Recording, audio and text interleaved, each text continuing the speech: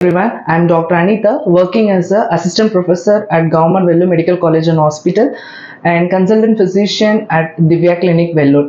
So இன்னைக்கு நம்ம இந்த வீடியோவில் என்ன பார்க்க போகிறோம்னு பார்த்தீங்கன்னா நேஷ்னல் லிப்பிட் டே அப்படின்னா என்ன. ஸோ நேஷ்னல் லிப்பிட் டே யார் ஆரம்பிச்சது அப்படின்னு பார்த்தீங்கன்னா குஞ்சன் சிங் ஏப்ரல்.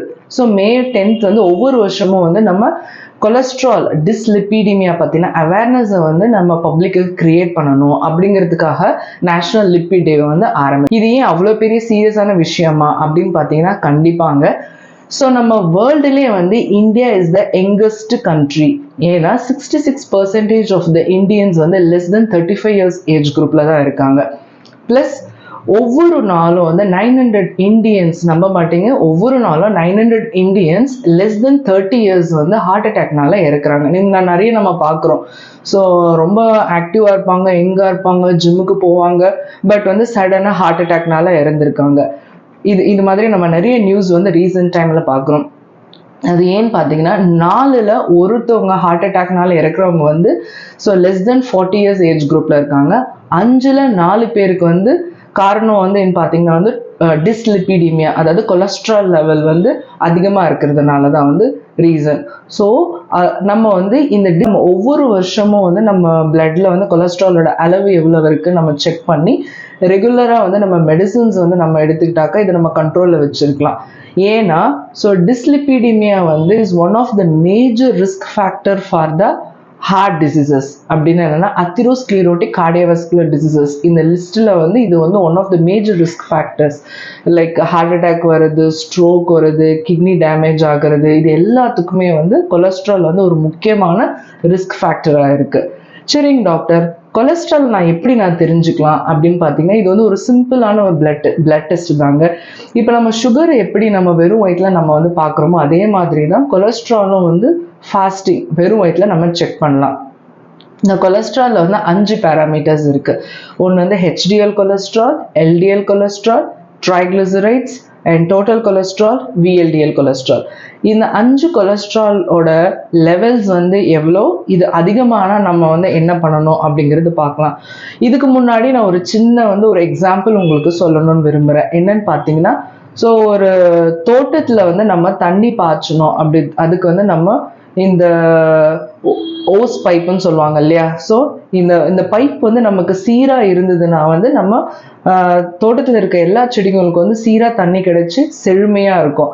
ஸோ இந்த ஓஸ் பைப்பு தான் நம்ம உடம்புல இருக்கிற ரத்த குழாய் மாதிரி. இப்போ ஓஸ் பைப் சீராக இருந்தால் தண்ணி ஒழுங்காக போகும். சப்போஸ் அதில் துரு பிடிச்சி ஓஸ் பைப் சுருங்குச்சு அப்படின்னு பார்த்தீங்கன்னா நமக்கு தண்ணி சரியாக போகல, செடிகள்லாம் வாடிடும். அது மாதிரி ரத்த குழாய் சீராக போகிறதுக்கு மெயின்டைன் பண்ணுறது பார்த்தீங்கன்னா இந்த ஹெச்டிஎல் கொலஸ்ட்ரால். ஹெச்டிஎல் கொலஸ்ட்ரால்ங்கிறது ஒரு குட் கொலஸ்ட்ரால்.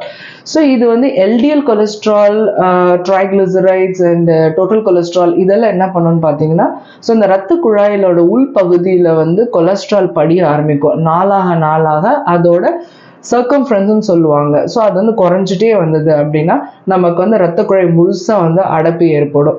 அதனால நமக்கு heart attack, stroke, kidney damages இது மாதிரிலாம் வர ஆரம்பிக்கும். அப்போ நம்ம என்ன பண்ணணும், நமக்கு குட் கொலஸ்ட்ரால் நல்லா இருக்கணும். Bad cholesterol LDL, triglyceride, total cholesterol இதெல்லாம் நம்ம சீராக வச்சுக்கணும். எவ்வளோ அளவு டாக்டர் அப்படின்னு பார்த்தீங்கன்னா ஹெச்டிஎல் கொலஸ்ட்ரால் 50க்கு மேலே இருக்கணும். சப்போஸ் 30 இருக்குது அப்படின்னா ஸோ நம்ம குட் கொலஸ்ட்ரால் கம்மியாக இருக்குன்னு அர்த்தம். அண்ட் எல்டிஎல் 150க்குள்ளே இருக்கணும். அண்ட் ட்ரைக்ளிசரைட்ஸ் அது 150 இருக்கணும். அண்ட் டோட்டல் கொலஸ்ட்ரால் 200க்குள்ளே இருக்கணும். இதுலேருந்து ஏதாவது ரொம்ப அதிகமாக ஆச்சு அப்படின்னு பார்த்தீங்கன்னா நம்ம டாக்டர் கிட்ட கன்சல்ட் பண்ணி டேப்லெட்ஸ் எடுத்தோன்னா கண்ட்ரோலில் நம்ம வச்சுக்கலாம். சரி, இப்போ நம்ம கொலஸ்ட்ரால் வந்துடுச்சு, இது எப்படி நம்ம கண்ட்ரோல் பண்ணலாம் அப்படின்னு பார்த்தீங்கன்னா ஃபஸ்ட்டு எக்ஸசைஸ் என்ன அப்படின்னா ஒரு நாளைக்கு ஆவரேஜாக 30 to 45 மினிட்ஸ் நம்ம ரெகுலராக வாக்கிங் போகணும். அது ஒரு வாரத்தில் ஒரு 5 டேஸ் நீங்கள் இது பண்ணிங்கன்னா போதும். ஸோ டோட்டலாக 150 மினிட்ஸ் பர் வீக் நீங்கள் எக்ஸசைஸ் பண்ணிங்கனாலே போதுங்க. ப்ளஸ் அட்லீஸ்ட் பர் டே எனக்கு எக்ஸசைஸ் பண்ண டைம் கிடைக்கல, நான் எப்படி நான் பண்ணுறது அப்படின்னா ஒரு நாளைக்கு மினிமம் 6000 to 10,000 ஸ்டெப்ஸ் நம்ம நடக்கணும். இப்போ நிறைய அட்வான்ஸ்டாக ஸ்மார்ட் வாட்ச் எல்லாம் இருக்குது, அதை வச்சு நம்ம ட்ராக் எல்லாம் லிஃப்ட் யூஸ் பண்ணுறோமோ அங்கெல்லாம் நம்ம ஸ்டெப்ஸ் யூஸ் பண்ணலாம். ஸோ சிம்பிளாக இந்த மாதிரி பண்ணலாம். Diet next. டயட் வந்து பார்த்தீங்கன்னா வந்து green leafy vegetables, fresh fruits, நிறைய பழங்கள், காய்கறிகள் இதெல்லாம் நிறைய எடுத்துக்கணும். அவாய்ட் பண்ணக்கூடிய விஷயங்கள் பார்த்தீங்கன்னா வந்து டிரான்ஸ்ஃபேட்லாம் எதெல்லாம் இருக்குது அப்படின்னா நிறைய பஜ்ஜி, போண்டா, கேக், அதுக்கப்புறம் பீஸா, பர்கர், அதுக்கப்புறம் சுகரி ட்ரிங்க்ஸ், இதெல்லாம் சர்க்கரையோட அளவு அதிகமாக இருக்கும். ஸோ இது எல்லாம் நம்ம கம்மி பண்ணினாலே நமக்கு கொலஸ்ட்ரால் கண்ட்ரோலாக இருக்கும். ப்ளஸ் நம்ம வந்து ப்ரோட்டீன் ரிச் டயட் நம்ம எடுத்துக்கலாம். எதுலலாம் ப்ரோட்டீன் ரிச் டயட் இருக்குது அப்படின்னு பார்த்தீங்கன்னா ஸோ ஃபிஷ், அதுக்கப்புறம் நிறைய வந்து நட்ஸ், ஸோ தானியங்கள், இது எல்லாமே வந்து முக்கியமாக பார்த்தீங்கன்னா முட்டை, ஸோ பாயில்டு எக், இதில் எல்லாமே வந்து நமக்கு ப்ரோட்டீனோட சத்து ரொம்ப அதிகமாகவே இருக்குது. இது மாதிரி நம்ம எடுத்துக்கலாம். அதுக்கப்புறம் டெய்ரி ப்ராடக்ட்ஸ் வந்து நம்ம கம்மி பண்ணணும். டெய்ரி ப்ராடக்ட்ஸ்ன்னு பார்த்தீங்கன்னா இந்த சீஸ், யோகர்ட்னு சொல்லுவாங்க, இது எல்லாமே வந்து நம்ம குறைச்சிக்கலாம். ஸ்மோக்கிங் அண்ட் ஆல்கஹால் இது ரெண்டுத்தையும் அவாய்ட் பண்ணுங்க. எல்லாத்துக்கும் சொல்லுவாங்க ஸ்மோக்கிங்கை நிறுத்தணும்ன்ட்டு. அதோட முக்கியத்துவம் என்னன்னு பார்த்தீங்கன்னா, ஸோ ஒருத்தவங்க வந்து ஸ்மோக்கிங் ரெகுலராக பண்ணிட்டு இருக்கவங்க திடீர்னு ஸ்மோக்கிங் வந்து ஸ்டாப் பண்ண சொல்லிட்டு ஒரு 20 மினிட்ஸ் கழிச்சு அவங்கள செக் பண்ணி பாருங்க, அவங்களோட பல்ஸ் ரேட் அண்ட் பிபி வந்து கொஞ்சம் குறைஞ்சிருக்கும்.